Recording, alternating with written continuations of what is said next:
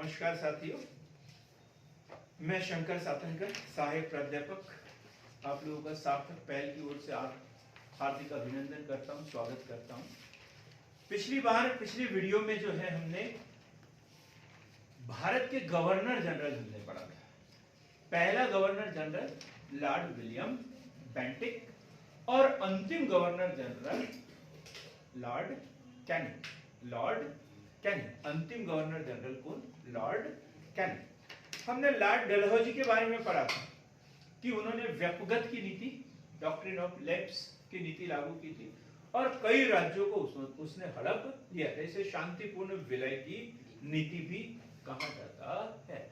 फिर उसके द्वारा कई सुधार कार्य किए, सामाजिक सुधार कार्य किए और जो लोगों को समझ में नहीं आए, तो लोगों के मन में एक तरीके का ब्रिटिश साम्राज्य के प्रति क्या था? गुस्सा था, लोगों के मन में था, ये बाहर निकलकर सामने नहीं आया। तो आज देखेंगे हम कि वो कौन सी चिंगारी थी जिसने लोगों के गुस्से को एकदम बाहर निकाला, वो भी पढ़ेंगे। ये देखेंगे कि 1857 की जो क्रांति है किन क्षेत्रों में फैली हुई थी, कौन से क्षेत्र थे और किन लोगों ने वहां से नेतृत्व किया था, उसका कारण क्या था, क्रांति असफल क्यों हुई, क्रांति का क्या महत्व है और 1857 की क्रांति के पहले भी क्या कोई विद्रोह हुए थे। ये पूरा डिटेल में कंप्लीट पैकेज हमें पढ़ना है। लगभग 70 से 80 मिनट हमें साथ में रहना है और विधिवत रूप से पॉइंट टू पॉइंट में तैयारी करना है। कॉपी पेन हाथ में हो, उसको लिखे भी, ऐसे नहीं कि मैं कोई कथा कहानी सुना रहा हूं, इस कान से सुना और उस कान से निकाल दिया। इसको लिखना भी है विधिवत तरीके से। मैं बार बार बोलते रहता हूं कि पीएससी का मेंस का पेपर हो और ऐसा कोई साल नहीं जिस साल इससे कोई क्वेश्चन न पूछा गया। ऐसा भी वर्ष देखा है हमने कि अति लघुत्तरीय में भी इसमें से क्वेश्चन आया है, लघुत्तरीय में भी आया है और दीर्घ उत्तरीय में भी इसमें से क्वेश्चन पूछा गया है। तो कभी कभी 15-20 नंबर का एक ही वीडियो में से आ जाता है, एक ही टॉपिक से क्वेश्चन बन जाता है। पर इसे ऐसा मत पढ़ना जैसे 9वीं 10वीं का बच्चा पढ़ता है। 1857 की क्रांति कब हुई थी? तो 1857 में हुई थी। ये आप लोगों को नहीं पढ़ना, क्योंकि आप लोग 9वीं 10वीं की तैयारी नहीं कर रहे हो। काय की तैयारी कर रहे हो? एमपी पीएससी की तैयारी कर रहे हो। और इसमें पीएससी वहां से क्वेश्चन पूछना शुरू करता है जहां से आप लोग पढ़ना छोड़ देते हो। कई लोगों को पता है 1857 की क्रांति को पढ़ते नहीं पीएससी वाले। क्यों नहीं पढ़ते? उनको पता है कि हमने तो ये पहले ही पढ़ लिया है। फिर यहाँ मेरे सामने बैठते हैं तो फिर उनसे क्वेश्चन पूछता हूँ मैं छोटा सा, फिर वो चुपचाप हो जाते हैं। मैं उनको एहसास दिलाना चाहता हूँ कि आपको अभी कुछ नहीं आता है, आपको सीखने की बहुत जरूरत है। समझ रहे हो? 1857 की क्रांति, हाथ नीचे करो, गरीब आदमी की तरह दिखते हुए एकदम। 1857 की क्रांति हम बात कर रहे हैं। 1857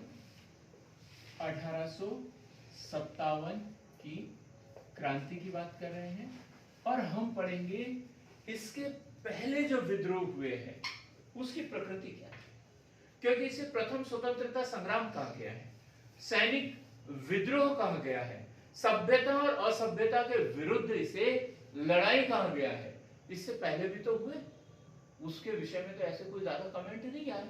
तो क्यों नहीं आए? कौन कौन से विद्रोह हुए इनके विषय में हम पढ़ेंगे। तो सबसे पहले बक्सर का सैनिक विद्रोह। बक्सर का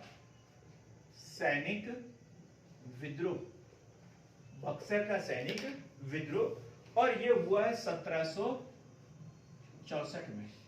1764 में कौन रहा होगा? 1764 में प्रियंका, आप बोलो। नहीं पता, इतना टाइम देता ही नहीं मैं सोचने के लिए। आप बोलो, नहीं पता आपको अभी। आप बोलो, किसी को नहीं पता। Hector Munro. 1764 बक्सर का युद्ध तो पढ़ा ना, किसने लड़ा था ये? हेक्टर मुनरो ने लड़ा था। अब जब वहां पे पूरी सेनाएं तहस नहस हो गई, मीर कासिम भाग गया। हाँ, गवर्नर का नाम है हेक्टर मुनरो। बंगाल का गवर्नर था। ठीक? गवर्नर जैसी कोई स्थिति उस समय नहीं हुआ करती थी, लेकिन ब्रिटिश सेना का प्रमुख था इसके नेतृत्व में। क्या क्लाइव कभी गवर्नर था? नहीं। वो क्या प्रेसिडेंसी के प्रमुख होते थे। ये गवर्नर जैसे पद जो है इसके बाद में आए हैं। ठीक, तो जैसे क्लाइव है, क्लाइव 1757 में, और उसके बाद में हेक्टर मुनरो 1764 का जो बक्सर का युद्ध लड़ा गया था, किसके नेतृत्व में लड़ा था? हेक्टर मुनरो के नेतृत्व में लड़ा था। अब अवध के नवाब के साथ में इलाहाबाद की द्वितीय संधि, मुगल बादशाह शाह आलम द्वितीय के साथ में इलाहाबाद की संधि। ठीक, मीर कासिम भाग गया वहां से, लेकिन वहां के जो सैनिक थे उन्होंने बाद में अंग्रेजों के विरुद्ध विद्रोह किया था। सब राजाओं के, नवाबों के पराजित होने के बाद में ये स्वप्रेरणा से था, वो नहीं चाहते थे अंग्रेजों की गुलामी कर। तो क्या बक्सर का सैनिक विद्रोह 1764 में किसके नेतृत्व, किसके समय में? सेनापति हेक्टर मुनरो के समय में। ये भारतीय नहीं, कौन है ये? अंग्रेज या ब्रिटिश सेनापति हेक्टर मुनरो के समय में। 3 नंबर का क्वेश्चन आता है, हेक्टर मुनरो लिखा हुआ रहता है, तो वहां ट्रैक्टर की कंपनियां मत ढूंढने जाना कि गलती से हमने साइंस का क्वेश्चन हिस्ट्री में लिख लिया करके, ऐसी गलती मत करना। तो हेक्टर मुनरो, पता चल गया, 2 बातें बताई मैंने, 1764 बक्सर का युद्ध और उसी समय विद्रोह, सैनिक विद्रोह। इसके बाद में वेल्लोर विद्रोह, वेल्लोर विद्रोह, वेल्लोर विद्रोह, और ये हुआ 1806 में। कब हुआ? 1806 में। कहां पर है वेल्लोर? कहां पर है वेल्लोर? मैसूर के पास। कहां पर? मैसूर के पास में। तो क्या हुआ था? भारतीय सैनिकों द्वारा अंग्रेजों के सामाजिक, क्या लिखेंगे? भारतीय सैनिकों द्वारा अंग्रेजों के सामाजिक व धार्मिक मामलों में हस्तक्षेप के विरुद्ध, हस्तक्षेप के विरुद्ध अंग्रेजी ध्वज के बजाय कौन सा ध्वज फहराया था? मैसूर का ध्वज फहराया था। मैसूर का ध्वज फहराया था। ये सैनिकों ने यहां पर भी अंग्रेजों की बात नहीं मानी थी, और अंग्रेजी ध्वज के बजाय कौन सा? मैसूर का जो मैसूर के शासक का जो ध्वज होता था वो फहराया था। तो यहाँ पे भी सैनिकों ने, मतलब अंग्रेजी सेना के ही सैनिक थे, लेकिन कौन से सैनिक? भारतीय थे, क्योंकि अंग्रेजी सेना में भारतीय लोग ही होते थे 95%, 5% अंग्रेज होते थे। तो वो भारतीय सैनिकों ने ये मना कर दिया था कि हम अंग्रेजी ध्वज यहाँ पर नहीं फहराएंगे, और उन्होंने मैसूर के ध्वज को वहां फहराया था। वेल्लोर विद्रोह कब हुआ था? 1806 में। 3 नंबर में क्वेश्चन आया है, पीएससी का पेपर उठा के देख लेना। आप लोगों में से किसी को पता हो इससे पहले, अभी जो पढ़ा इससे पहले, तो बताओ, आपने पढ़ा था ये क्वेश्चन? आपने पढ़ा था क्या? पढ़ा था ये? नहीं पढ़ा था, बहुत बढ़िया। अब हम पढ़ेंगे मेरठ छावनी में विद्रोह। मेरठ छावनी में विद्रोह, मेरठ छावनी में विद्रोह, और यह है 1824। मेरे ख्याल से कल पढ़ा था हमने ये मेरठ छावनी का विद्रोह 1824। 1824 में 47वीं पैदल टुकड़ी, कल पढ़ा था हमने। इसी समय क्या हुआ था? आंग्ल बर्मा युद्ध, और कौन सी संधि हुई थी?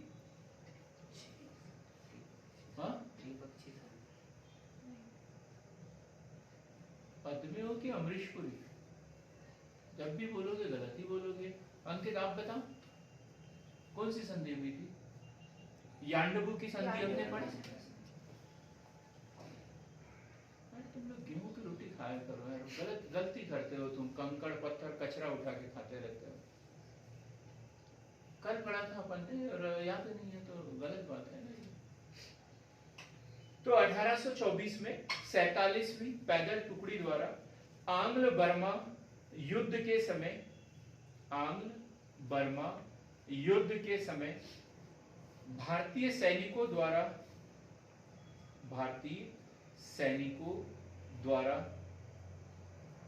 ब्रिटिश सेना के विरुद्ध, ब्रिटिश सेना के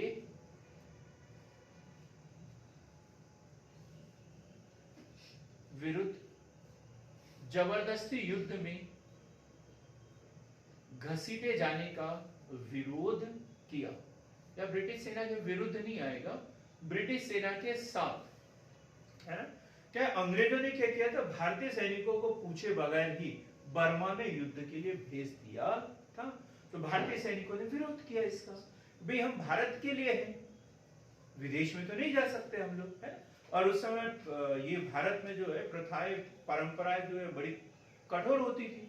और फिर यदि हम अभी बाहर जाते हैं काम करने के लिए, जैसे मजदूर, रोजगार गारंटी योजना में ही देखो 5 किलोमीटर के दायरे में रोजगार उपलब्ध कराना है, और यदि उससे बाहर यदि कहीं भेजते हैं तो 10% 15% अतिरिक्त मजदूरी भी देना है, भत्ता वगैरह देना है। जो हम गाड़ी के लिए ड्राइवर लेके जाते हैं तो बोलते एक दिन में आना जाना हो जाएगा, बोलते नहीं होगा, रात रुकना पड़ेगा, तो बोलते रात का अलग चार्ज लगेगा, बोलते हैं ना। तो भारतीय सैनिकों को भी यदि हम बाहर भेजेंगे और वो परिवार को छोड़ के सबको बाहर रखेंगे तो उनको भत्ता अतिरिक्त देना पड़ेगा। लेकिन ब्रिटिश सरकार देती थी क्या? नहीं। तो इसलिए उन्होंने मना कर दिया था, इसलिए इन सैनिकों ने मना कर दिया था और विद्रोह किया था। तो ये कौन सा है? मेरठ छावनी में विद्रोह 1824। मेरठ छावनी का विद्रोह कब? 1824। अच्छे से सुनो, कल भी क्वेश्चन पूछूंगा मैं ये, और फिर चुपचाप मत रहना। फिर और एक दो विद्रोह हम ऐसे नोट कर लेते हैं। आसाम स्थित तोपखाने में विद्रोह 1825, आसाम स्थित तोपखाने में विद्रोह 1825। और सोलापुर की सैन्य टुकड़ी में उचित भत्ते के अभाव में विद्रोह। सोलापुर की सैन्य टुकड़ी ने उचित भत्ते के अभाव में विद्रोह, और यह है 1838। आसाम वाला कब लिखा? 1825, 1825, और ये 1838। तो ये कुछ विद्रोह थे जो 1857 की क्रांति के पहले भारतीय सैनिकों के द्वारा किए जा चुके थे। एक सरल सा क्वेश्चन बनता है, सरल सा क्वेश्चन। 1857 की क्रांति के पूर्व भारतीय सैनिकों द्वारा किए गए विद्रोह, और उसमें लिख के आते हैं हम सन्यासी विद्रोह। क्या लिख के आते हैं? सन्यासी विद्रोह। और कौन सा है ये? नील वाला, नील वाला पे ऐसा कोई विद्रोह है ना, नील विद्रोह। ऐसे विद्रोह लेके लिख कर आ जाते हैं। क्या उसमें सैनिक कभी शामिल थे क्या? नहीं, वो एक तरीके के किसान आंदोलन थे। क्या थे वो? किसान आंदोलन थे। और अब हम सैनिकों की बात कर रहे हैं, और यहाँ 1857 की क्रांति से जुड़े हुए हैं, क्योंकि 1857 की क्रांति को सैनिक विद्रोह की संज्ञा दी गई है। क्या की संज्ञा दी है? सैनिक विद्रोह की संज्ञा दी गई है। ठीक, हम इसकी प्रकृति भी पढ़ेंगे कि यह विद्रोह कैसा था, सैनिक था या प्रथम स्वतंत्रता संग्राम था या नहीं था, सब पढ़ेंगे। पहले हम चर्चा करते हैं 1857 की क्रांति के प्रमुख कारण। 1857 की क्रांति के प्रमुख कारण। क्या? प्रमुख कारण। तो नंबर 1 राजनीतिक कारण। राजनीतिक कारण। अब इसमें मैं आप लोगों से क्वेश्चन पूछूंगा और आपको फटाफट जवाब देना है। राजनीतिक कारण। बताओ हेमलता, एकाध राजनीतिक कारण, एकाध राजनीतिक कारण। हाँ योगेश जी।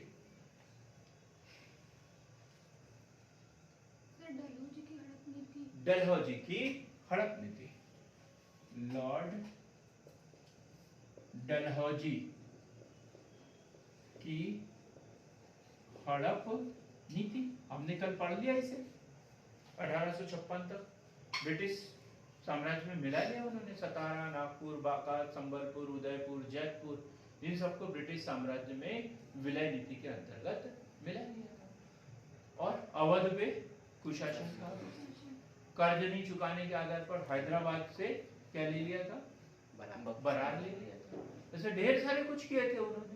ठीक, नवाबों की पेंशन बंद कर दी थी, उपाधियों को समाप्त कर दिया था। ये ढेर सारे कारण थे।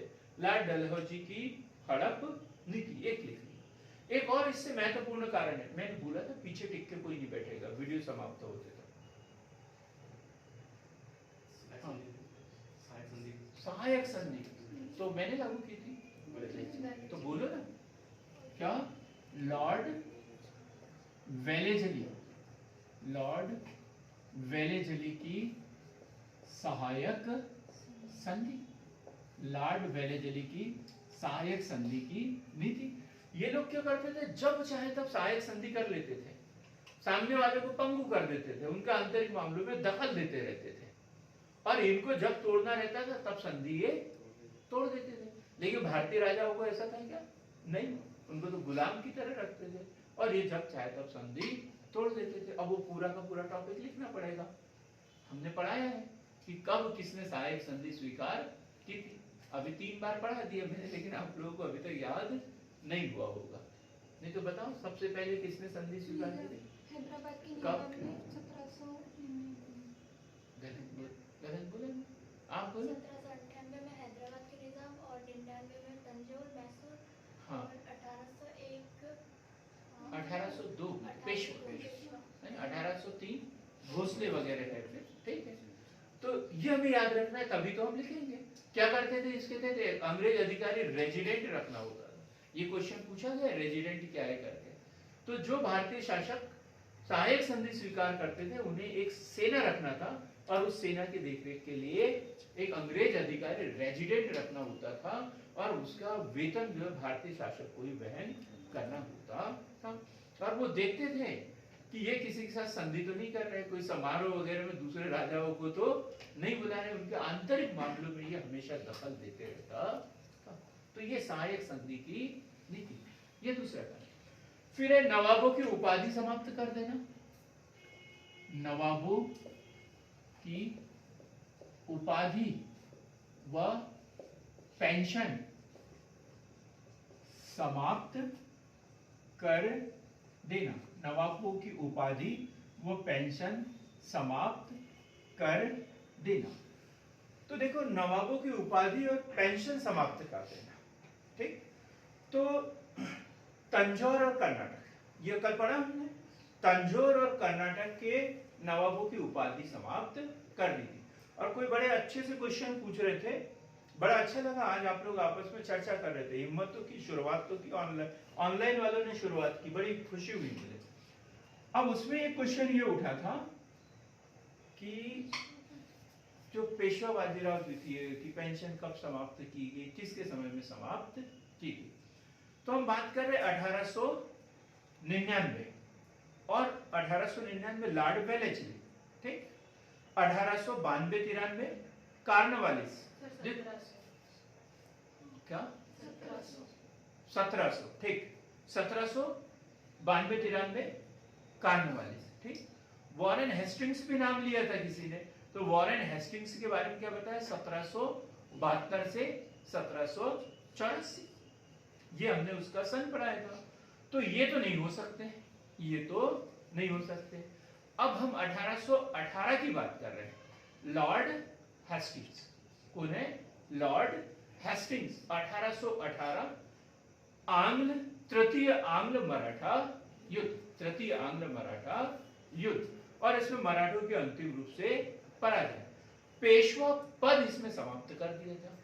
पेशवा पद समाप्त कर दिया था और ये बोला था कि ये जब तक जीवित है बाजीराव द्वितीय तब तक इनको 5 लाख की पेंशन मिलते रहेगी और उनको लगा कि ये यदि यहीं रहते हैं तो फिर सेना का संगठन करेंगे, इसलिए इनको क्या किया, दूर भेज दिया, उधर दक्षिण भारत से कहां भेज दिया, उत्तर भारत में कहां भेज दिया, बिठूर, और बोला तुम्हारा खाना खर्च जो है 5 लाख रुपए वार्षिक पेंशन देते जाएंगे और जब तक आप जीवित रहोगे तब तक आपकी मृत्यु होने के साथ साथ ये पेंशन भी खत्म हो जाएगी, क्योंकि अब हमने पेशवा पद खत्म कर दिया। अब ये उत्तराधिकार में आप किसी को दे सकते हैं क्या? नहीं। लेकिन डलहौजी के समय में बाजीराव द्वितीय की मृत्यु हुई और उसकी पेंशन अब मिलना बंद हो गई। तो पेंशन देना कब से बंद हुआ? 1854, ऐसे ही कुछ है, लाल डलहौजी के समय में। लेकिन बंद किसने करवा दी थी? पेशवा पद किसने समाप्त किया था? Lord Hastings. ये याद रखना है, ठीक? तो नवाबों की उपाधि वो पेंशन समाप्त कर देगा। अब ये जो नवाब थे ये लोग आपस में कुरकुर हो रहे थे कि नहीं यार अब तो हमें कुछ करना चाहिए, कुछ करना चाहिए, कुछ करना चाहिए। अपने अधीनस्थ थे उनको बोल रहे थे कि भाई हमारे लिए कुछ करो, हमने तुम्हें इतने दिनों से ये किया वो किया, अब तुम भी हमारे लिए कुछ करो। तो सैनिकों को क्या कर रहे थे? वो उकसा रहे थे कि हमारे लिए कुछ कर, ठीक? नवाबों की उपाधि व पेंशन समाप्त करना। अवध पर कुशासन का आरोप, ये क्वेश्चन भी बनता है। अवध पर कुशासन का आरोप व ब्रिटिश साम्राज्य में विलय। ब्रिटिश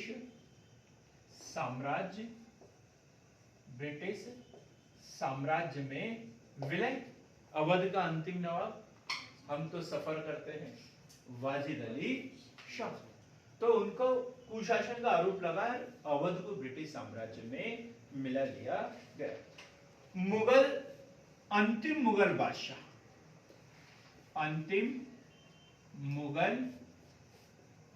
बादशाह, फिल्म की बात नहीं कर रहा हूं मैं, अंतिम मुगल बादशाह कौन थे? बहादुर शाह द्वितीय, और ये जफर के नाम से कविताएं लिखा करते थे। जफर के नाम से ये कविताएं लिखा करते थे। तो अंतिम मुगल बादशाह बहादुर शाह द्वितीय या जफर को सम्मान न देना या मुगल बादशाह को सम्मान न देना। इनकी पेंशन बंद कर दी थी मुगल बादशाह की। लाल किला खाली करने का उनको आदेश दिया था। लाल किला खाली करने का आदेश दिया था। साथ ही जो मुगल बादशाह के सिक्के वगैरह चलते थे तो उनको बोला कि ये बादशाह की फोटो वगैरह जो है, नाम फोटो सब हटा दो इनके ऊपर से। ये ऐसे आदेश दिए थे। तो मुगल बादशाह का तो अपमान हो रहा था और ये जनता कुछ तो वफादार थे जो उनको आज भी अपना बादशाह स्वीकार करते थे। क्लियर हो गई? ये कौन से कारण पढ़े हमने? राजनीतिक कारण। हुआ याद आपको? हाँ। इसमें गोद लेने की प्रथा निषेध ये भी हो सकता है ना? ये लाल डलहौजी की विलय नीति में क्या है अपन ने कल पढ़ा है, इसलिए हमने एक एक लाइन नहीं बताई। कोई ऑनलाइन वाले भी कुछ बोलना चाह रहे हैं क्या? नहीं। लाल डलहौजी की विलय नीति में गोद निषेध वगैरह सब तो उसी में आ गया ना, ठीक? और किसी के मन में संशय? याद होना चाहिए हमें।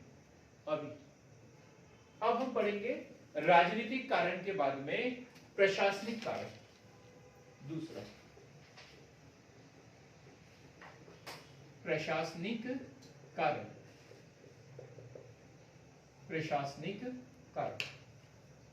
किसी को पता है क्या प्रशासनिक कारण? नहीं पता। अंग्रेजों की भेदभाव की नीति। अंग्रेजों की भेदभाव की नीति हमने देखा ना, सिविल सेवकों की भर्ती कैसे करते थे, मनोनीत कर देते थे उच्च पदों पर, अंग्रेजों को हमारे ऊपर थोपते थे, जबकि योग्यता के आधार पर नियुक्त करते थे क्या? नहीं, थोप देते थे। भारतीय लोगों को भी नियुक्ति देते थे, लेकिन अधीनस्थ कर्मचारी के रूप में, और इनके लिए प्रमोशन वगैरह नहीं होता था, प्रमोशन के रास्ते वगैरह सब बंद थे। ये सिर्फ भेदभाव जो है प्रशासन में नहीं करते थे, अन्य मामलों में भी करते थे। धर्म के आधार पर, भाषा के आधार पर, जाति के आधार पर, सभी तरीके से ये भेदभाव करते थे। अब इसमें डिटेल में लिख सकते हैं ना, भेदभाव की नीति। न्यायिक व्यवस्था में भारतीयों के लिए कोई स्थान नहीं। न्यायिक व्यवस्था में भारतीयों के लिए कोई स्थान नहीं। भारत में सबसे पहले सिविल न्यायालय कब बना था? 1734, सुप्रीम कोर्ट 1734 में है, 1773 के रेगुलेटिंग एक्ट में घोषणा की गई थी और 1774 में बना था। बड़ा दुख हुआ था मुझे जब एक बच्चा इसी क्वेश्चन को गलत करके आ गया था, क्योंकि ऑप्शन में दिया था 73 और 74, तो उसने तो इतना याद किया अंधे आदमी की तरह, रेगुलेटिंग एक्ट और सुप्रीम कोर्ट। ये भूल गया कि घोषणा इसमें हुई थी, स्थापना कब हुई थी? 1774 में। कब हुई थी? कलकत्ता में। और किसको न्यायाधीश? एलिजा एम्पे। तो ये पहले भी और इसके बाद में भी जितने भी न्यायिक सेवा पर नियुक्त किए जाते थे, तो वो कौन होते थे? अंग्रेज होते थे। तो भारतीय लोगों को थोड़ा सा अपमानित होना पड़ता था, क्या हमें क्षमता नहीं है, यह मामले हमारे हैं और उसको सुनने वाले अंग्रेज हैं। और एक बार जो है उन्होंने लॉर्ड रिपन के समय में उन्होंने लाया था एल्बर्ट बिल लाया था, लेकिन क्या करेंगे सब लोग उसका विरोध करेंगे। ये इसके बाद की घटना है, लेकिन फिर भी बता रहा हूं, ठीक। तो इस तरीके से न्यायिक व्यवस्था में भारतीयों के लिए कोई स्थान नहीं था। आगे देखेंगे इनाम कमीशन का गठन। इनाम कमीशन का गठन। इनाम कमीशन का गठन क्या हुआ था? 1793 में क्या स्थायी बंदोबस्त लागू किया गया था। भूमि का वास्तविक स्वामी किसे माना गया? जमींदारों को माना गया। किसानों को जब चाहे तब वो भूमि से बेदखल कर देते थे। तो अब एक नया वर्ग तैयार हो गया, जमींदारों का वर्ग, जिनके पास में अनाप शनाप संपत्ति हो गई। अब अंग्रेजों को जब शुरुआत की थी तब तो बड़ा अच्छा लगा, फिर बाद में लगा यार ये तो पैसा जाम हो गया कहीं पर, हमें तो मिल नहीं रहा। तो उन्होंने इनाम कमीशन गठित किया और बोला कि देखो आय से अधिक संपत्ति किसने कमाई है, उनकी संपत्ति जब्त करो, सब जमीनें वगैरह जब्त करो। इसके लिए उन्होंने इनाम कमीशन का गठन किया था और जमींदारों के पास से 20,000 से ज्यादा जागीरें छीन ली। लिख लिया आपने? जमींदारों के पास से 20,000 से ज्यादा जागीरें छीन ली गई। 20,000 से ज्यादा जागीरें छीन ली गई। अब बताओ जमींदार अब किसके होंगे? किसके होंगे? अंग्रेजों के। चापलूस नहीं होंगे। अब चापलूसी तो अभी तक की उन्होंने, अब उनके विरोधी हो गए और वो आपस में गुट बनाने लग गए। अब बोलते थे कि इससे अच्छा तो नवाब चला लेते। कौन थे? नवाब। कम से कम हमसे ऐसी हिम्मत तो नहीं करते थे। तो अब ये कुछ जमींदारों का वर्ग भी क्या हो गया? अंग्रेजों के विरुद्ध होने लग गया। भाई जिसको तकलीफ होगी वो तो हो गई। मैं आपको बड़े प्यार से पढ़ाऊं तो आप खुश रहोगे, और थोड़ा सा मैंने डांट डपट कर दिया तो बोलेंगे सर अच्छे नहीं है। स्वाभाविक सी बात है ना, मन में प्रश्न उठता है ऐसा। तो ऐसे ही उन्होंने इनाम कमीशन गठन किया। 20,000 से अधिक जो है जागीरें उन्होंने जमींदारों से छीन ली। तो जिससे छीनी वो तो उनके विरोधी हो गए, उनके विरोधी हो गए।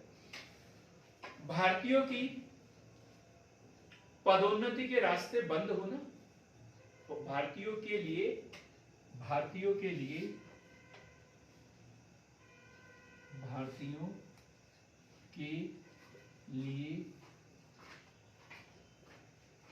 पदोन्नति के रास्ते बंद होना। भारतीयों के लिए पदोन्नति के रास्ते बंद होना। जातीय श्रेष्ठता के आधार पर नियुक्ति, जातीय श्रेष्ठता के आधार पर नियुक्ति व व्यवहार भ्रष्टाचार,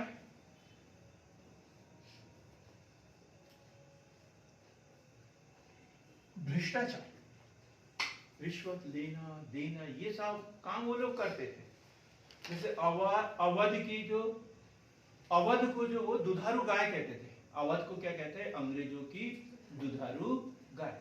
जब भी उन्हें पैसों की जरूरत होती थी तो अवध की जो बेगमें होती थी उनके पास में जाते थे और अकूत धन संपत्ति वहां से प्राप्त कर लेते थे। और जब उनके पास में कुछ नहीं रहा, इन्होंने मांगा और उन्होंने देने से इनकार कर दिया, तो उसके ऊपर कुशासन का आरोप लगा दिया और अवध को मिला दिया ब्रिटिश साम्राज्य। तो ये कौन से कारण? प्रशासनिक कारण। अब देखेंगे हम कुछ धार्मिक कारण भी थे। धार्मिक कारण,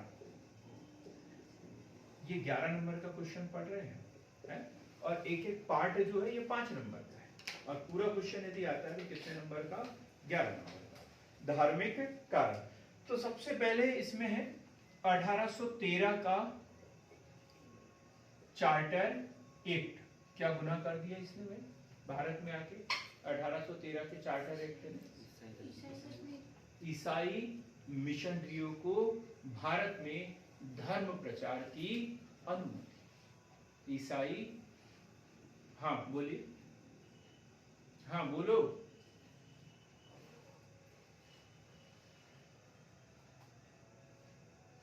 अच्छा, अन्य कोई भी बताएं जरा,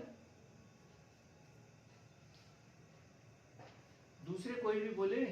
इनको भी आवाज ब्रेक हो रही है। अच्छा ठीक है, बस 2 सेकंड का समय लगेगा, 2 second. Sir 1.5 GB 1 GB data खत्म हो गया तो उसको ऑन कर लीजिए। करो उसको व्यवस्थित।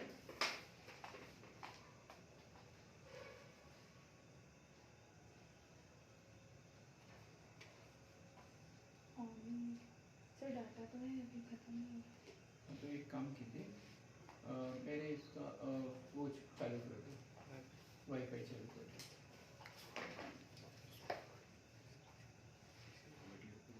हमारे इसमें डाटा कितना है? तो चालू करो, जल्दी से करो। मैंने इसका कर दो ना, नहीं उसमें वो दिक्कत होगी वीडियो। क्या पढ़ रहे थे हम? चार्ल्स 1813 का चार्टर एक्ट और ईसाई मिशनरियों को भारत में धर्म प्रचार की अनुमति दी। ईसाई मिशनरियों को भारत में धर्म प्रचार की अनुमति दी। हम बात करेंगे चार्ल्स वुड का डिस्पैच।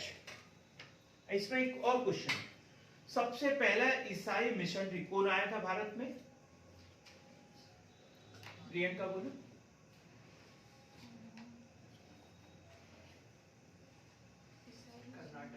सर जोनाथन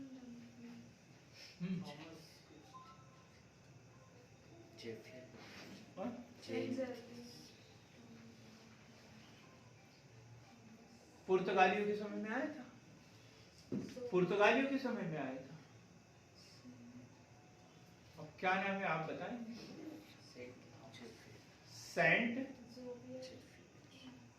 थॉमस नहीं, जेम्स फ्रांसिस, फ्रांसिस ऐसा कोई नाम है? आप लोगों में से किसी को नहीं पता? ठीक है, कोई बात नहीं, देखेंगे हम अगले वीडियो में बता देंगे। इसको दिमाग से उतर गया है। तो 1813 का चार्टर एक्ट ईसाई मिशनरियों को भारत में धर्म प्रचार की अनुमति। उसके बाद देखते हैं चार्ल्स वुड का डिस्पैच। चार्ल्स वुड का डिस्पैच ये कब है? चार्ल्स वुड का डिस्पैच 1854। भारतीय शिक्षा का मैग्ना कार्टा जिसे कहा जाता है, चार्ल्स वुड का डिस्पैच। और इसमें क्या बोला था? उच्च स्तरीय जो शिक्षण संस्थाएं हैं उसमें भाषा क्या होगी? इंग्लिश होगी। फिर 1850 का धार्मिक अयोग्यता अधिनियम, 1850 का धार्मिक अयोग्यता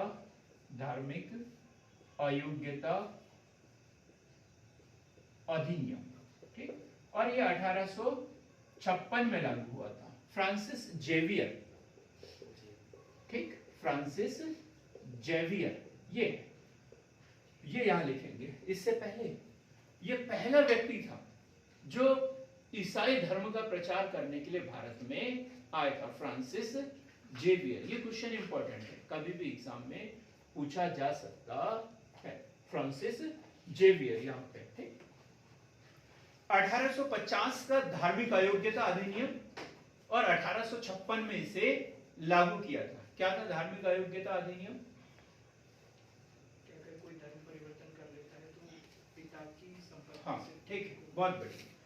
मतलब पहले क्या होता था, जैसे कोई ईसाई बन जाता है तो फिर बोलता था ठीक है तुम वही जाके कमाओ खाओ, अब पिता की संपत्ति में आपको कोई हिस्सा नहीं दिया जाएगा। लेकिन अब धार्मिक अयोग्यता अधिनियम में क्या किया उन्होंने कि कोई भी ईसाई व्यक्ति भारतीय या हिंदू, मुस्लिम या अन्य किसी भी धार्मिक संप्रदाय के महिला से, पुरुष से विवाह कर सकता था और उसके बाद भी उसे संपत्ति में बराबर हिस्सा मिलता था, तो इसी के कहते हैं 1850 का धार्मिक अयोग्यता अधिनियम।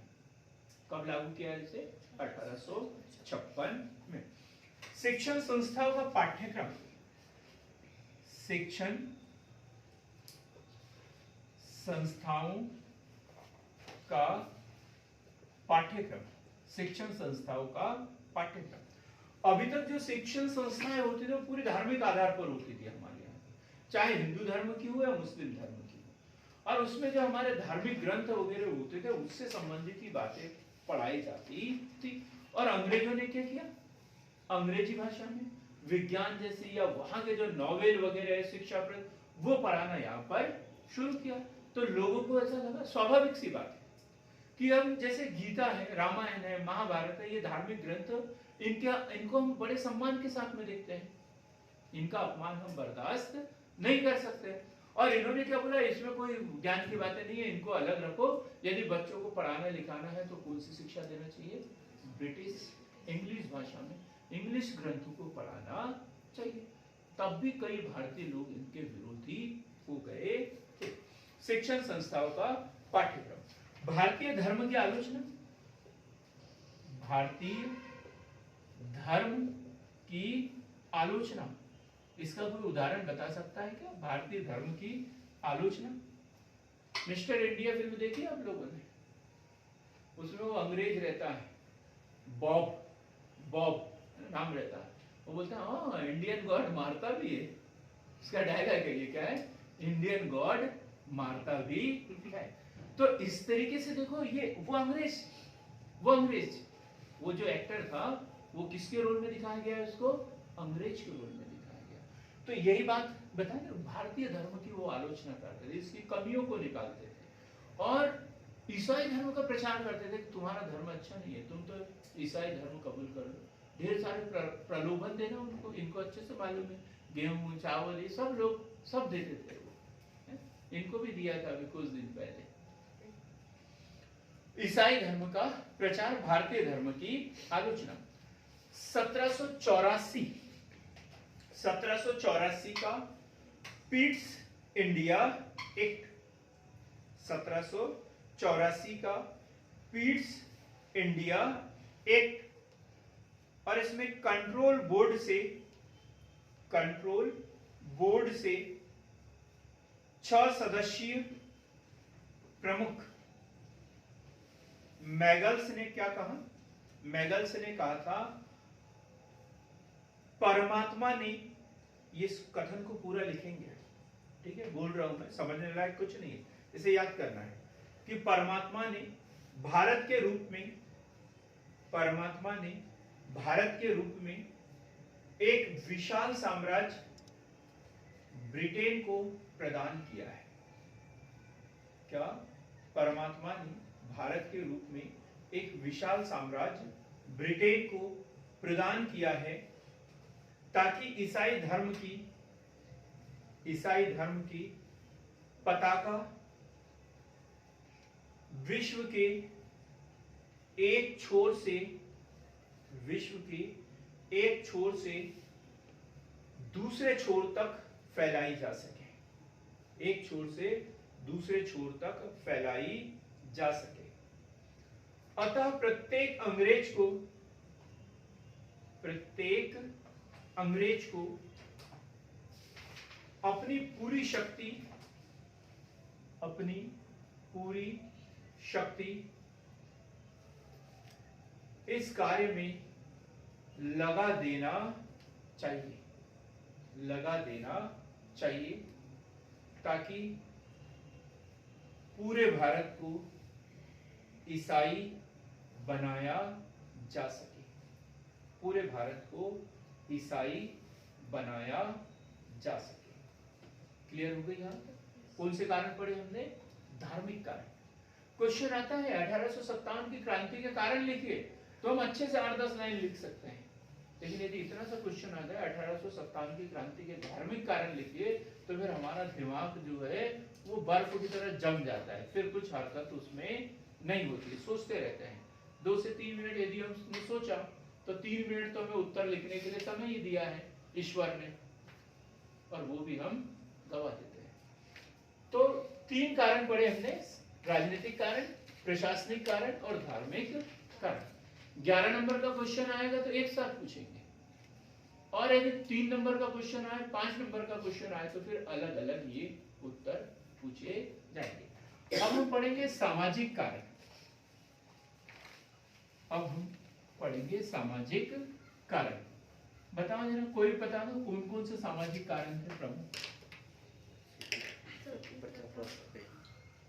हाँ, कुछ बका क्या?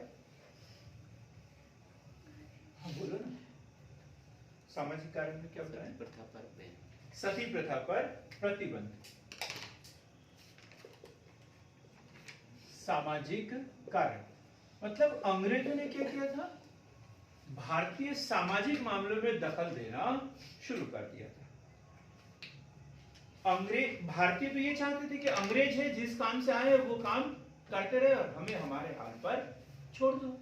लेकिन अंग्रेजों ने क्या, समाज सुधार के नाम से भारतीय जो रीति रिवाज परंपराएं हैं उसमें दखल दिया और उनको बदलने की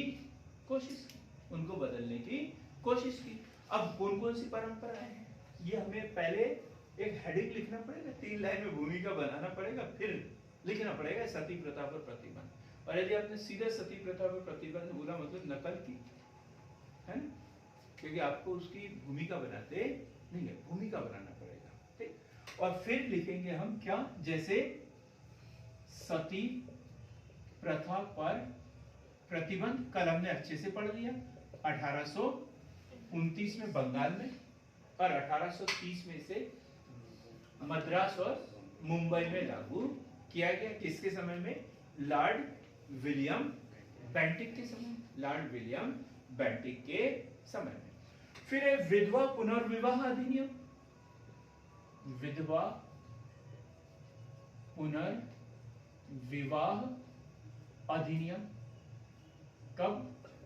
1856 ईश्वर चंद्र विद्यासागर महोदय जी के अथक प्रयासों से कि विधवाओं को भी फिर से विवाह करके नया जीवन जीने की शुरुआत दी जाए, ठीक। ईश्वर चंद्र विद्यासागर। अब यही क्वेश्चन बनेगा किसके समय में?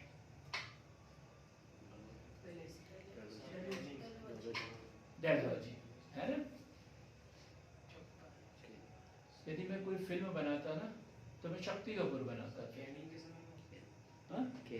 लॉर्ड कैनिंग, आपने पढ़ो ना भाई, कॉपी में लिखा है आपके स्पष्ट, लॉर्ड कैनिंग के समय में।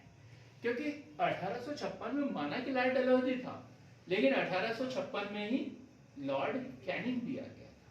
तो ये किसने किया था? लॉर्ड कैनिंग के समय की बात है ना, कॉपी में लिखा है आपकी स्पष्ट, लॉर्ड कैनिंग के समय में, लॉर्ड कैनिंग के समय में। और वो भी वायसराय कैनिंग लिखा हो तो गलत हो जाएगा, governor general Canning. Viceroy Canning तो बाद में बनेगा, वो अभी क्या है 1856 में गवर्नर जनरल कैनिंग के समय में। फिर सामाजिक विकास कार्यक्रम, सामाजिक विकास कार्यक्रम, जैसे उन्होंने बोला शिक्षा पर खर्च किया जाए, मैकाले आयोग बैठाला ताकि अधिक से अधिक लोग पढ़े लिखे। ये ढेर सारे जमींदारों के चुंगल में मत रहो, ये सारी बातें। अब उन्होंने वो जो किया था ना इनाम कमीशन, इस नाम पे किया था कि जमींदारों से लोगों को मुक्त करके छुटकारा दिलाएंगे करके, इस नाम से शुरू किया था। इसलिए नहीं कि उनको जमीनें चाहिए थी, ऐसा प्रचार प्रसार नहीं करते। तो उन्होंने बोला कि हम तो समाज सुधार के लिए ये सब कर रहे हैं, लोगों के उत्थान के लिए ये सब कर रहे हैं। जैसे रेलवे का विकास करना, दूरसंचार सेवा, तार सेवा, ये सब शुरू किया था। काय के लिए किया था उन्होंने? सामाजिक विकास के नाम पर किया था। मतलब उद्देश्य कोई और हो, लेकिन बताना क्या चाहते थे? सामाजिक विकास कर। हिंदुओं को बर्बर तथा मुसलमानों पर कट्टर होने का आरोप लगाते थे। हिंदुओं पर बर्बर व कट्टर होने का आरोप लगाते थे। बर्बर व कट्टर होने का आरोप लगाते थे। तो यह बर्बर और कट्टर में अंतर है क्या? पल्लवी बताएं, बर्बर और कट्टर में क्या अंतर है? चलो मुझे क्या समझते हो आप? बर्बर समझते हो या कट्टर समझते हो? हाँ? क्या बोला?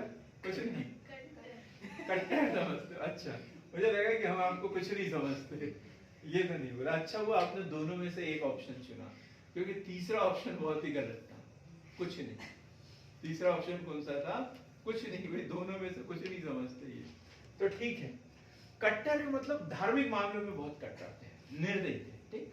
और बर्बर का मतलब होता है खानाबदोश, जिनकी कोई रीति रिवाज, कोई परंपराएं नहीं, कोई ढंग न, जैसा मन में आया वैसा कर दिया, जो सामने दिखा वो काम कर दिया, जिनका कोई धर्म नहीं, ऐसे लोगों को क्या बोलते थे? वो बर्बर। तो हिंदुओं पर बर्बर व मुस्लिमों पर कट्टर होने का वो आरोप लगाते थे और बोलते थे कि हमारा धर्म ही अच्छा है, इससे अच्छा हमारा धर्म कबूल कर लो, इंसान बन जाओगे। अभी तो तुम इंसान कहलाने लायक ही नहीं हो, ऐसी बात वो बोलते थे। शिक्षा के क्षेत्र में पाश्चात्य संस्कृति, शिक्षा के क्षेत्र में, शिक्षा के क्षेत्र में पाश्चात्य, पाश्चात्य यानी क्या होता है? नहीं, हाँ, प्राचीन भारतीय। मुझे पता था कि आप यही बोलोगे। दीक्षा आप बोलो। पश्चिमी, पाश्चात्य अलग है, प्राच्य अलग है। हम पाश्चात्य की बात कर रहे हैं, प्राच्य की नहीं। प्राच्य मतलब प्राचीन भारतीय, और एक पाश्चात्य मतलब यूरोपीय भाषा है, जो पश्चिमी देश। तो यूरोप, अमेरिका, ये पश्चिमी देश कहलाते हैं। तो क्या शिक्षा के क्षेत्र में पाश्चात्य संस्कृति, पाश्चात्य संस्कृति व भाषा पर बल, पाश्चात्य संस्कृति व भाषा पर बल। तो ये कुछ सामाजिक कारण थे जिसके कारण भारतीयों ने इनका विरोध किया था। अब हम पढ़ेंगे आर्थिक कारण। आर्थिक कारण, आर्थिक कारण तो कौन कौन से हो सकते हैं आर्थिक कारण? भूराजस्व नीति में परिवर्तन, भूराजस्व नीति में परिवर्तन। एक हमारा वीडियो आएगा, उसमें उनके द्वारा लागू की गई तीनों भूराजस्व नीतियां। तीनों कौन कौन सी? जमींदारी प्रथा, जमींदारी प्रथा, रैयतवाड़ी और महलवाड़ी, तीन प्रथाएं थी, ठीक है। जमींदारी, रैयतवाड़ी और महलवाड़ी, तीनों प्रथाएं क्या थी, किसने लागू किया था, कौन कौन से उसके गुण दोष है, यह पूरा डिटेल में आपको वीडियो देंगे। अभी तो इतना देखो, भू राजस्व नीति में परिवर्तन। तो सबसे पहले जो सामान्य रूप से थी इजारेदारी प्रथा, 1765 इलाहाबाद की जो संधि हुई थी उसके बाद में लागू की थी। उन्होंने देखा ना, पहले दो नायब जो है दीवान वहां नियुक्त कर लिए थे, रजा खान और एक, जोर से बोलो मुझे सुनाई भी कम आता है, शेठ सिताब राय और रजा खान, ये नायब दीवान वहां पर नियुक्त किए थे ताकि वो लगान वसूल कर सके। तो इजारेदारी व्यवस्था। उसके बाद में महलवाड़ी व्यवस्था किसने शुरू की थी, लॉर्ड मैकेंजी। सबसे पहले किसने, लॉर्ड मैकेंजी के द्वारा उत्तर प्रदेश, मध्य प्रदेश, पंजाब प्रांत में लगभग 30%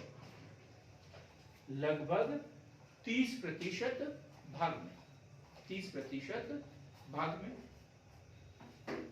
बाद में मार्टिन बर्ट ने इसे पंजाब में शुरू किया था, मार्टिन बर्ट द्वारा पंजाब में शुरू किया गया और जेम्स वॉटसन द्वारा भी इसी नीति का पालन किया गया था। तो पहले अपन ने इजारेदारी प्रथा 1765 1772, फिर लॉर्ड कॉर्नवालिस ने इसी को स्थायी बंदोबस्त बना दिया 1793 में। किसको, इजारेदारी प्रथा को ही 1793 में स्थायी बंदोबस्त बना दिया था। तो क्या अंतर है इजारेदारी और स्थायी बंदोबस्त में, ये बताएंगे। निधि आप बताओ, इजारेदारी और स्थायी बंदोबस्त में क्या अंतर है? नहीं पता है। आप लोगों में इसको बताना चाहेगा क्या, है कोई इच्छुक?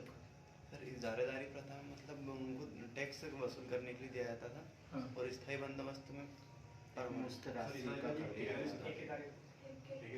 दोनों ठेकेदारी है, वो 1 साल के लिए दिया जा रहा था। इजारेदारी व्यवस्था 1 साल के लिए और ये 10 साल के लिए, तो इसको स्थायी बंदोबस्त बोल दिया। बड़ा सवाल है, ज्यादा कठिन नहीं। इजारेदारी मतलब 1-1 साल के लिए और उसी को स्थायी कर देना, लंबे समय के लिए दे देना, तो वो क्या हो गया, स्थायी बंदोबस्त। ठीक है, तो पहले इजारेदारी व्यवस्था थी, छोटे छोटे क्षेत्रों में लागू होती थी, हर साल उसमें टैक्स की दर वगैरह जो परिवर्तित होते रहती थी। और स्थायी, फिर क्या किया 1793 में कॉर्नवालिस ने स्थायी कर दिया, तो स्थायी बंदोबस्त बन गया। फिर एक महलवाड़ी व्यवस्था पढ़ा अपन ने हार्ट मैकेंजी के द्वारा, और फिर रैयतवाड़ी व्यवस्था। रैयत यानी क्या होता है, किसान स्वयं। अब जो है, जो जमींदार वगैरह जो थे, जमींदार जागीरदार, ये हटा दिए बीच की तरफ, सीधा जैसे अभी ऑनलाइन पेमेंट आता है ना किसानों के खातों में, जिसके उसके जो भी लाभार्थी है उसके खातों में। लाभार्थी किसे कहते हैं, जिसको शासकीय योजनाओं का लाभ मिलता है। 3 नंबर का क्वेश्चन आया था पीएससी के मेंस में, लाभार्थी, ठीक, जिसको सरकारी योजनाओं का लाभ मिलता है। तो यदि वो चेक के माध्यम से थ्रू हो या कोई सरकारी कर्मचारी बांटे तो फिर अप्रत्यक्ष रूप से होगा है, और डायरेक्ट यदि उसके आधार से लिंक किसी खाते में पैसा सीधा पहुंच जाए तो उसे क्या कहेंगे, प्रत्यक्ष है। तो ऐसा इन्होंने किया कि अब जो है टैक्स सीधा किसान से वसूल करते हैं, ना कि कोई मध्यस्थ था। तो ये है रैयतवाड़ी व्यवस्था, किसान और ब्रिटिश सीधा संबंध है इनके बीच में, बीच के जो मध्यस्थ थे वो खत्म कर दिए। तो 50% लेते थे उसका। हाँ, अब देखेंगे अपन, किसान स्वयं अपना लगान वसूल करते थे। 1792 में जो इसे 12 महल क्षेत्र में, 1792 में 12 महल क्षेत्र में कर्नल रीड द्वारा लागू किया गया था। कर्नल रीड द्वारा 12 महल क्षेत्र में, और पूरे भारत के 51% क्षेत्र में फैली थी। कितना, 51% क्षेत्र में ये फैली हुई थी। 1820 में जो है टॉमस मुनरो ने मद्रास में से लागू किया। 1820 में टॉमस मुनरो ने मद्रास में लागू किया गया, और 1825 में जो है एल्फिस्टर एल्फिस्टर द्वारा बंबई में लागू किया गया। ठीक, तो 3 व्यवस्थाएं पढ़ी अपन ने, कौन कौन सी? जमींदारी, महलवाड़ी और रैयतवाड़ी। महलवाड़ी में हमने लिखवा, सन शायद नहीं लिखवाया होगा, ये 1822 में शुरू की गई महलवाड़ी व्यवस्था। 1822। महल का अर्थ क्या होता है? गांव। महल का अर्थ क्या होता है? गांव। इसमें गांव का समूह मिलकर लगान देने के लिए जिम्मेदार रहता था। ठीक? और रैयतवाड़ी में किसान, एक एक किसान, और जमींदारी में ठेका दे देते थे, ये तीसरे व्यक्ति को बोल देते थे ये 50 गांव है, इतना इनका लगान है, आप वसूल करके हमें लाके दे दो। ये जमींदारी व्यवस्था होगी। और शुरुआत में इजारेदारी के रूप में, और 1793 में ये स्थायी बंदोबस्त के रूप में कर दिया। अब एक बार क्वेश्चन बना, सबसे पहले भारत में कौन सी लगान की व्यवस्था लागू की गई? उसमें 3 थी, 3, चौथी कौन सी थी मुझे नहीं पता। तो स्थायी बंदोबस्त, महलवाड़ी और रैयतवाड़ी, तीनों में से सबसे पहले कौन सी प्रथा लागू की गई? उत्तर आपके सामने लिखा हुआ है, मेरे चेहरे पे नहीं है। हाँ? सबसे पहले कौन सी आपने देखा?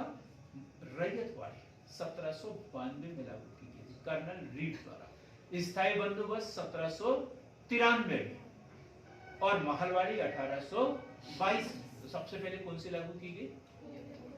रैयतवाड़ी 1822 में। आपको तो पता होना चाहिए। इसमें हाँ? इजारादारी से पहले ऑप्शन में था क्या इजारेदारी? ऑप्शन नहीं सुना। ऑप्शन में इजारेदारी नहीं था ना, ऑप्शन में इजारेदारी था ही नहीं भाई, ये डिस्क्रिप्टिव क्वेश्चन तो है ही नहीं, विकल्प वाला है ना, तो विकल्प में से तो तीनों में से किसी को चुनना था। आगे बात समझ में आ गई। अब हम देखेंगे सैनिक कारण, ये कौन से थे? आर्थिक कारण, और इसमें ढेर सारी हमने भू राजस्व व्यवस्था वगैरह पढ़ी। इसमें औद्योगिक नीति, इसमें ये भी लिखेंगे औद्योगिक नीति, औद्योगिक नीति, व्यापारिक नीति, व्यापारिक नीति, ये सारे जो है आर्थिक कारण थे। किसानों की दुर्दशा, आर्थिक कारणों में क्या? किसानों की दुर्दशा, दस्तकारों का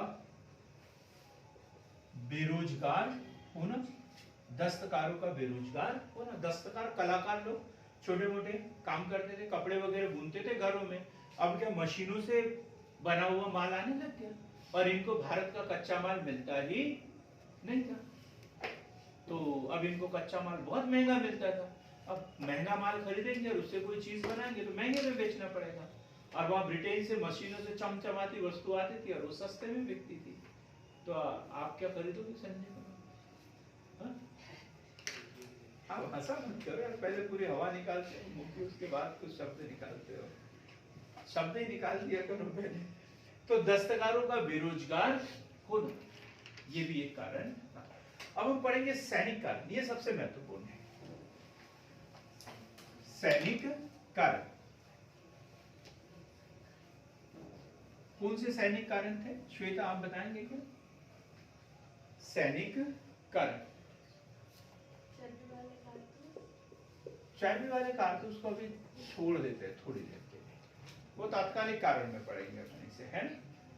तो सामान्य सेवा भर्ती नियम नंबर 1, सामान्य सेवा भर्ती नियम, सामान्य सेवा भर्ती नियम, सामान्य सेवा भर्ती नियम क्या है?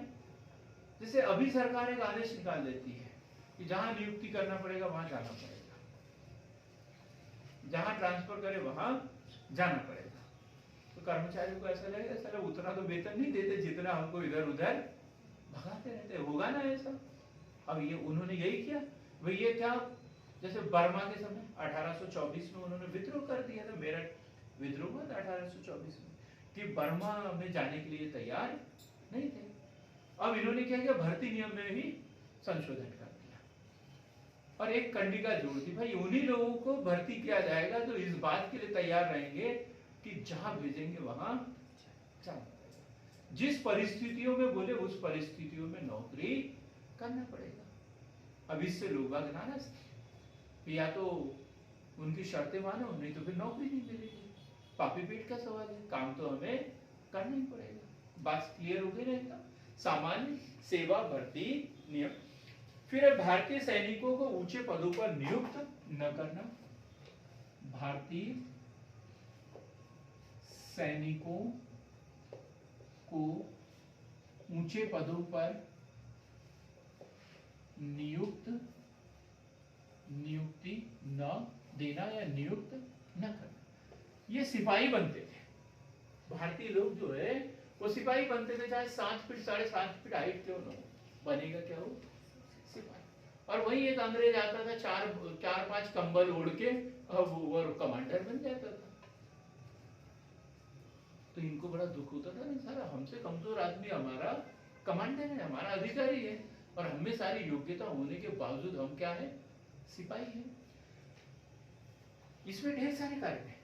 ऊंचे पदों पर नियुक्त न करना, पदोन्नति के रास्ते इनके लिए बंद है। इनको हमेशा उस मोर्चे पर खड़ा किया जाता था जहां पर जान का जोखिम ज्यादा होता था, जान का जोखिम ज्यादा होता था। ये संख्या में ज्यादा होते थे और ये लड़ते भी किससे थे, भारतीयों से। भारतीयों को ही मारते थे और भारतीयों के हाथों में भारतीय सैनिक मरते भी थे। अंग्रेज लोग तो कभी मरते ही नहीं थे, वो कभी वहां नियुक्त ही नहीं होते थे जहां पर उनकी जान को खतरा हो। वहां सुरक्षित स्थान पर अंग्रेज होते थे और जहां जान को खतरा हो वहां पर भारतीय सिपाही होते थे। तो ये सैनिक कारण थे। इसके बाद देखिए, समुद्र पार करने के लिए सैनिकों को बाध्य करना। समुद्र पार करने के लिए सैनिकों को बाध्य करना। सैनिकों को बाध्य करना काय के लिए, समुद्र पार करने के लिए सैनिकों को बाध्य करना। कि उनको कहां भेजेंगे, समुद्र पार। और भारतीयों को क्या था, समुद्र पार करने से हमारा धर्म नष्ट हो जाता है। गांधी जी स्वयं इस बात को कबूल कर चुके हैं कि उस समय ऐसी परंपराएं थी, फिर कैसे जाएंगे लोग बाहर, तो उसका विरोध करेंगे। और विरोध कर नहीं सकते क्योंकि यहाँ क्या है, सामान्य सेवा भर्ती नियम। भर्ती हुए थे तब उन्होंने एक घोषणा पत्र भरा था कि जहां भेजोगे वहां हम काम करने के लिए तैयार रहेंगे। 1854 का डाकघर अधिनियम। 1854 का डाकघर अधिनियम, इसको पल्लवी मैडम समझाएगी। 1854 का डाकघर अधिनियम। सर वो सैनिक लोग जो भी मतलब चिट्ठी वगैरह भेजते थे पहले उनको गुड, बहुत शानदार, सब कुछ बोल दिया वो, ठीक है। अभी क्या होता था, पहले सैनिक तो एक तो नजदीक ड्यूटी करते थे, ठीक है, और वो घर से दूर रहते थे तो चिट्ठी पत्र भेज देते थे तो उनके ऊपर कोई टैक्स, टिकट नहीं लगती थी उसके ऊपर, टिकट नहीं, कागज पे लिखा, वो डब्बे में डाल दिया और वो पहुंच जाता था। लेकिन अब क्या किया उन्होंने, उसके ऊपर टिकट लगाना अनिवार्य कर दिया। टिकट का खर्च किसको, जो पत्र भेजेगा उसको, और दूर दूर नियुक्त कर दिया।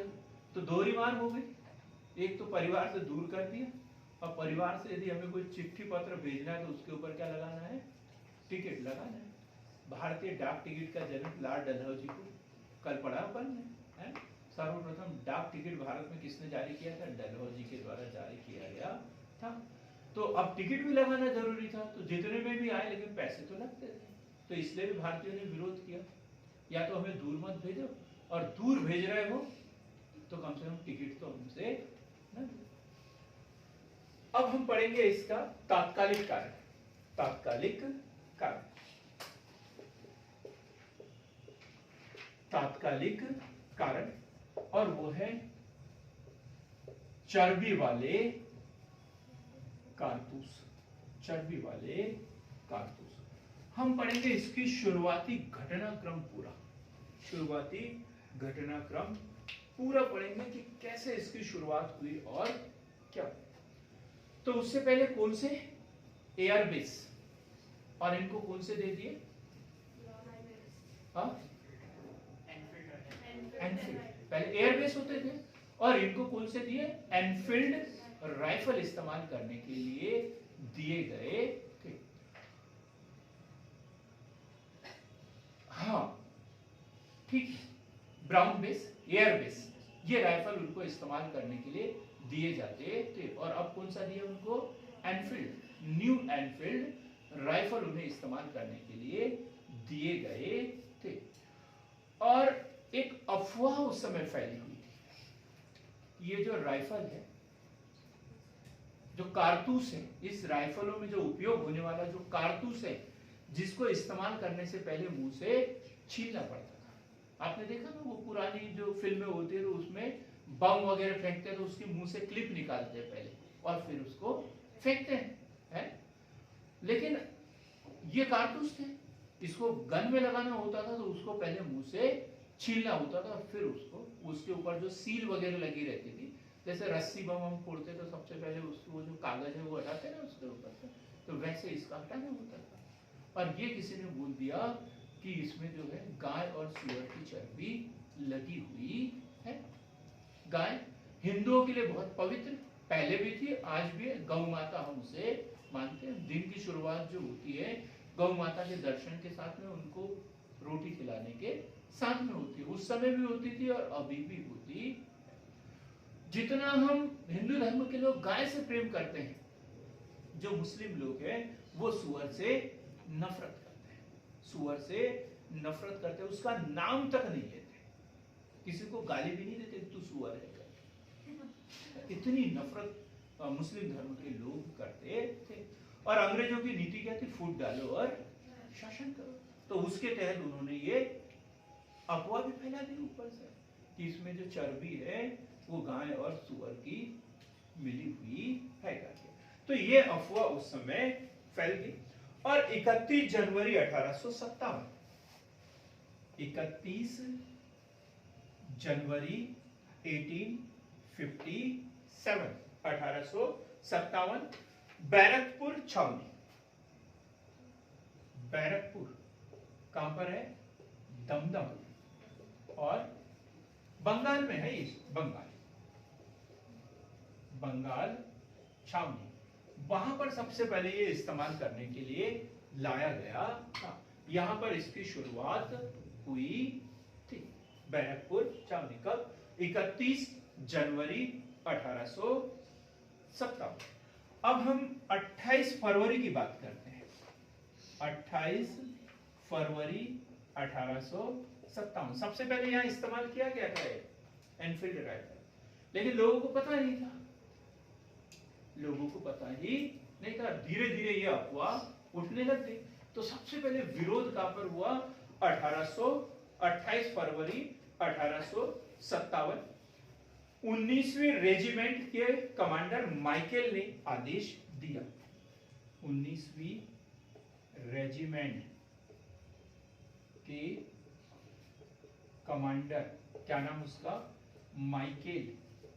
माइकल भी बोल सकते हैं। माइकेल ने उपयोग करने का आदेश दिया। सबसे पहले आई कब थी? 31 जनवरी 1857 बैरकपुर छावनी में रखी है, ठीक। और 28 फरवरी 1857 19वीं रेजिमेंट के कमांडर माइकेल ने अब इसका उपयोग करने का आदेश दिया। और जैसे ही आदेश दिया तो दमदम, दूसरा शालकोट, और तीसरे नंबर की छावनी है अंबाला। ये तीनों छावनियों ने इनकार कर दिया, हम इनका उपयोग नहीं करेंगे। सबसे पहले इनकार किसने किया?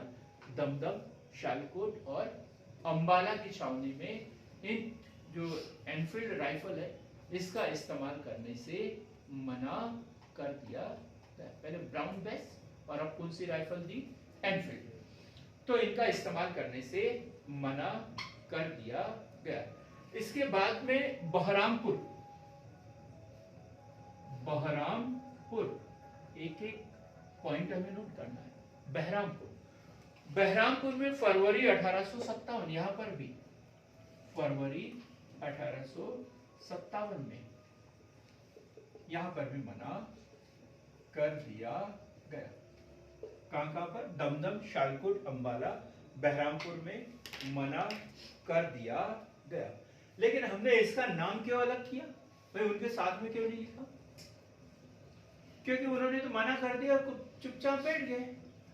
लेकिन इन्होंने क्या किया? नारेबाजी भी कर दी। बोला नहीं करेंगे, नहीं तुम्हें भून देंगे, इस्तेमाल करेंगे तो पहला उपयोग तुम्हारे ही ऊपर कर देंगे, इसलिए चुपचाप बैठे रहो। इन्होंने क्या कर दिया? विद्रोह कर दिया। छुटपुट विद्रोह भी सर्वप्रथम कहां हुआ था? बहरामपुर में हुआ था। याद रखना है, बैरकपुर छावनी भी पढ़ेंगे, लेकिन उससे पहले कहां हो गया था? बहरामपुर में विद्रोह हो गया था। अब हम बात करते हैं बंगाल का। बंगाल, मंगल पांडे तक पहुंचने की कोशिश करेंगे हम। बंगाल में, बंगाल की बात करेंगे हम, और वो है 34वीं नेटिव इन्फेंट्री। ये क्वेश्चन भी पूछा जाता है, 34वीं नेटिव इन्फेंट्री। ये इनकी बटालियन का नाम, मंगल पांडे की बटालियन का नाम क्या? 34वीं नेटिव इन्फेंट्री, जहां मंगल पांडे सिपाही थे। मंगल पांडे सिपाही थे। रवि सर बताइए, पता है कि आपको नहीं पता? फिर पूछ रहा हूं। कहाँ हुआ था जन्म, कब हुआ था, किस परिवार में हुआ था?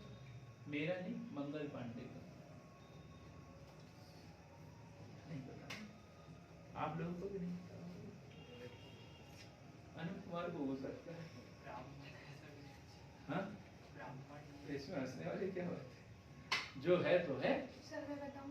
बिल्कुल बता सकते हैं। ब्राह्मण फैमिली में हुआ था, बलिया गांव, नागोवा डिस्ट्रिक्ट। गुड, आज ही पढ़ा? सर पहले से पता है। पहले से पढ़ा, बहुत बढ़िया। तो मंगल पांडे के बारे में थोड़ी सी ब्रीफ हिस्ट्री हम देखते हैं। तो 1827 में बलिया जिले के नागोबा गांव में एक ब्राह्मण परिवार में हुआ था। बलिया जिले के नागोबा गांव में एक ब्राह्मण परिवार के रूप घर में हुआ था। ब्राह्मण परिवार के घर में हुआ था, और पैदल सैनिक के रूप में इनको नियुक्ति मिली। पैदल सैनिक के रूप में नियुक्ति मिली। अब हम बात करते हैं, ये फरवरी तक तो पहुंच गए थे अपन, 28 फरवरी को, है 28 फरवरी। अब देखो 1857, 28 किस थी वो? 29 की नहीं थी, 28 से देखो कि फरवरी 28 की, चौथे सन 29 की। तो चौथा सन मतलब 4 से भाग देना चाहिए, सम होना चाहिए, तो ये विषम है, तो पहले ही पता चल रहा है कि 28 की ही थी। अब हम बात करते हैं मार्च में, 29 मार्च 1857। 29 मार्च 1857। कोई ये ना सोचे दूसरे ही दिन, 28 फरवरी के बाद 29 नहीं। मंगल पांडे के कौन से स्टेट, मतलब बलिया गांव जिला? अब बताओ, बलिया जिला कौन से इसमें आता होगा? उस समय तो ऐसे कोई स्टेट थे नहीं, है? लेकिन वो यूपी में हुआ था उसका जन्म। अभी के हिसाब से देखे तो यूपी में, अभी के हिसाब से देखे तो कहां पर होगा?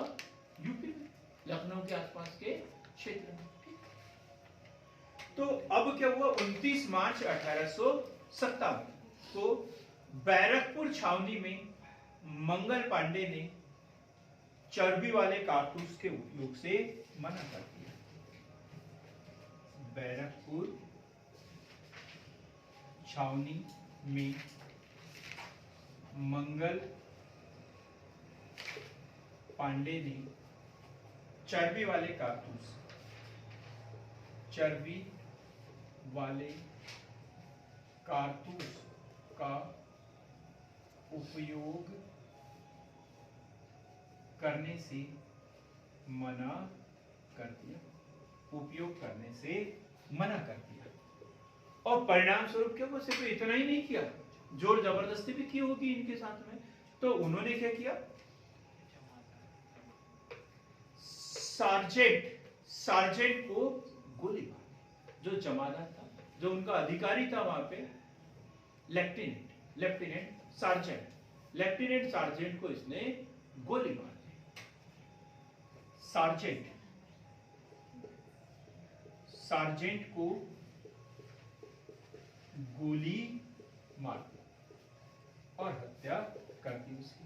अब जब गोली चलेगी तो हो हल्ला तो होगा, कोई ना कोई वहां पर आएगा। तो कौन आएगा वहां पर?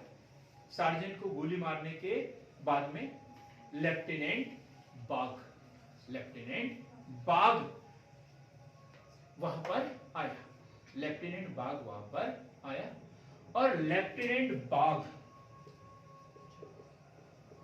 लेफ्टिनेंट बाघ वहां आया और ईश्वरी प्रसाद, ईश्वरी प्रसाद को मंगल पांडे को गिरफ्तार करने का आदेश दिया। मंगल पांडे को गिरफ्तार करने का आदेश दिया। जाओ पकड़ो, वो मंगल पांडे खड़ा है उसको पकड़ लो, बंदी बना लो। और मंगल ईश्वरी प्रसाद क्या बोलता है? साहब ये काम तो मुझे भी पसंद नहीं है, चर्बी वाले कारतूस। उसने जो किया वो अच्छा किया, तुम में दम है तो तुम जाके पकड़ो। और उसने बाघ का आदेश मानकर मंगल पांडे को गिरफ्तार करने से मना कर दिया। किसने? ईश्वरी प्रसाद ने। नाम एक एक याद रखना। 2 अंग्रेजों के नाम पढ़े अपन ने, 2 हिंदू सैनिकों के भी नाम पढ़ेंगे। ठीक? तो 2 में क्या, एक पढ़ा हमने सार्जेंट जिसकी गोली मारकर हत्या कर दी। बाघ के ऊपर भी गोली चलाएगा लेकिन हत्या नहीं हुई। और लेफ्टिनेंट बाघ के ऊपर गोली चलाई, लेफ्टिनेंट बाघ के ऊपर गोली चलाई। उतने में वहां दौड़ते दौड़ते शेख पलटू कौन आया? शेख पलटू। और पलट गया बेचारा, पलट गया शेख पलटू। जैसे ही उसने बोला कि उसे गिरफ्तार करो मंगल पांडे को, और इसने उसे बंदी बना, मंगल पांडे को इसने बंदी बना लिया। शेख पलटू आया तथा मंगल पांडे को गिरफ्तार किया और सैनिक अदालत में उसके ऊपर मुकदमा चला। शेख पलटू ने गिरफ्तार किया किसके आदेश पर? बाघ, लेफ्टिनेंट बाघ के आदेश पर, लेफ्टिनेंट बाघ के आदेश पर शेख पलटू ने उसे गिरफ्तार किया। सैनिक अदालत में उसके ऊपर मुकदमा चला। और मंगल पांडे को कब, ये तारीख याद रखना, इतिहास के पन्नों में सुनहरे अक्षरों में लिखी गई है। 1857 की क्रांति का प्रथम शहीद इसे माना जाता है। कब? 8 अप्रैल 1857। 8 लिख दिया था मैंने और फिर कहानी सुनाई तो ऐसा लग रहा होगा पता नहीं अब क्या आता है, पर मार्च के बाद में क्या आएगा? अप्रैल ही आएगा। तो 8 अप्रैल 1857 को फांसी दे दी गई, फांसी दे दी गई, फांसी दे दी गई। 34वीं नेटिव इन्फेंट्री, 34वीं नेटिव इन्फेंट्री को बर्खास्त कर दिया गया, बर्खास्त कर दिया गया। 34वीं नेटिव इन्फेंट्री को बर्खास्त कर दिया गया। 85 सैनिकों को 10 वर्ष का कारावास दिया गया। 85 सैनिकों को 10 वर्ष का कारावास दिया गया।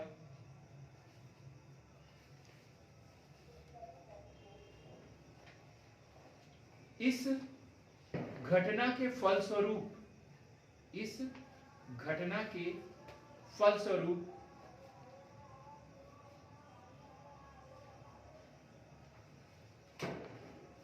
मेरठ छावनी से 1857 की क्रांति प्रारंभ हुई। 1857 की क्रांति प्रारंभ हुई। तो आज हमने पढ़ा क्या? 1857 की क्रांति से पूर्व होने वाले सैनिक विद्रोह। और दूसरा क्वेश्चन तैयार किया हमने 1857 की क्रांति के प्रमुख कारण तो पढ़े, साथ में हमने उनकी पूरी नीतियों का एनालिसिस भी किया। जड़ से देखा हमने कि वास्तव में क्या ये कारण हो सकते थे, हमने उसे पढ़ा। अगला जो वीडियो होगा वो हमारा जो वीडियो होगा 1857 की क्रांति के प्रमुख क्षेत्र, 1857 की क्रांति का स्वरूप, 1857 की क्रांति के परिणाम व 1857 की क्रांति का महत्व, असफलता के कारण। तो हमारे चैनल को लाइक कीजिए, शेयर कीजिए, सब्सक्राइब कीजिए, बेल आइकन को दबाइए, सार्थक पहल का एक हिस्सा बनिए ताकि हमारा जो वीडियो है अधिक से अधिक लोगों तक पहुंच सके। बहुत बहुत